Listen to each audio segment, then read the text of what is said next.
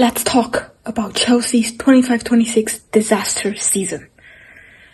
We started the season by being the Club World Cup champion. And you think we'd have a better season, right? Well, 10 months later, what did we do? We finished 10th. We don't have Europe again. No Europe again. Bruco, get out. We kicked off the season with a draw, a 0-0 draw against Palace. And obviously, we're just thinking, oh, we're just getting into the rhythm. And of course, the very next game, we destroyed West Ham 5-1. And obviously, we were still finding our form and getting back into our fitness. Because of the Club World Cup, we have more games. Because since we also lost to Bayern 3-1, and then United 2-1. We lost to United. And we lost to Brighton again 3-1. So, yeah, it was just bad. But then we somehow beat Liverpool 2-1. Like, I think that game we actually played well. And that game, Esteval shined. That last minute goal, I think personally, I'll never forget it. But then we lost to Sunderland 2-1. Sunderland, I don't like you. You'll see soon why. And then we drew to Karabakh in the UCL. Karabakh, like, I'm sorry, but where are you? Like, why are you in the UCL? Like, but my favorite moment of the season, there's probably one, and that's when we beat Barcelona 3-0 at home. When Esteval just presented himself to the world. When we just shocked the whole world, saying that we can beat Barcelona. That kind of Hansi Flick team. But I guess that was only our bright spot of the season, because the rest, I think it's been depressing. Just when we thought we were playing good, we drew to Arsenal 1-1. We then lost to Leeds 3-1. We then drew to Bournemouth 0-0. And then we lost to Atalanta 2-1 in the UCL. So, we went from beating Barcelona to losing all this. I think it's beginning to tell you that Maresca has something wrong with the board, because that's when he started having problems with the board. I mean, look, it makes sense. He had like a crazy Club World Cup campaign, and then he didn't really get any signings that would light up the team. So, yeah.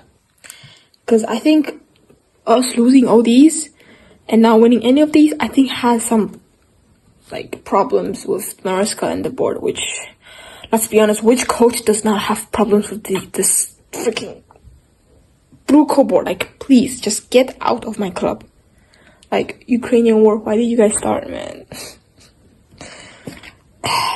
And you know the best way we could do is by sacking a manager on the first day of a new year.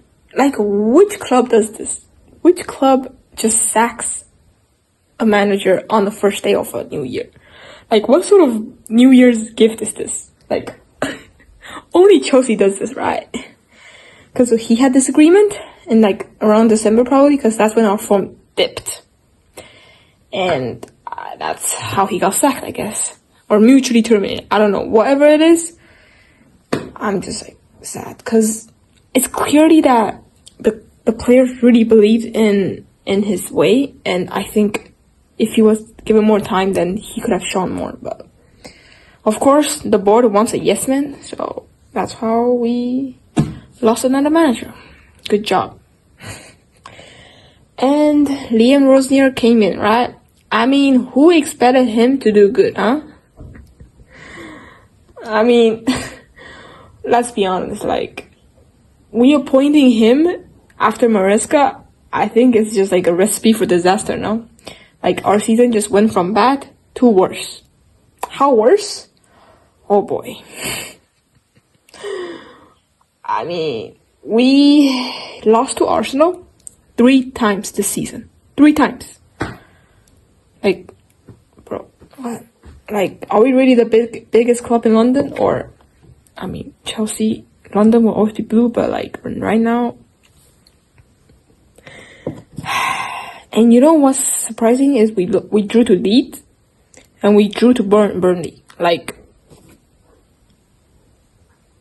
what? Like, what are we doing here? And we lost to, like, PSG 5-2 in the UCL, and then I think 3-0 after in the return leg. Like, we went from a team that beat them 3-0 convincingly in the Club World Cup final, like, 8 months ago, and now we lost 8-2 on aggregate. It's really good to become a Chelsea fan, you know? Like, just look at how diabolical this whole time has been. Just look at this. Like, lost to Newcastle, PSG, Everton, won against Port Vale, who cares? Man City, United, Brighton, Nottingham Forest, and then drew to Liverpool 1-1. Like, it's the season we finished 12th place again. It's all over again. I mean, at this time we finished 10th, which is better, but like still. Under this ownership, I have no idea when I was truly happy, bro. Like look how we ended the season. We lost to Man City in the FA Cup final. Like, how many times are we gonna lose in the final? We've lost like 10 billion times. Like, Wembley, Hazard, can you come back and like win, please?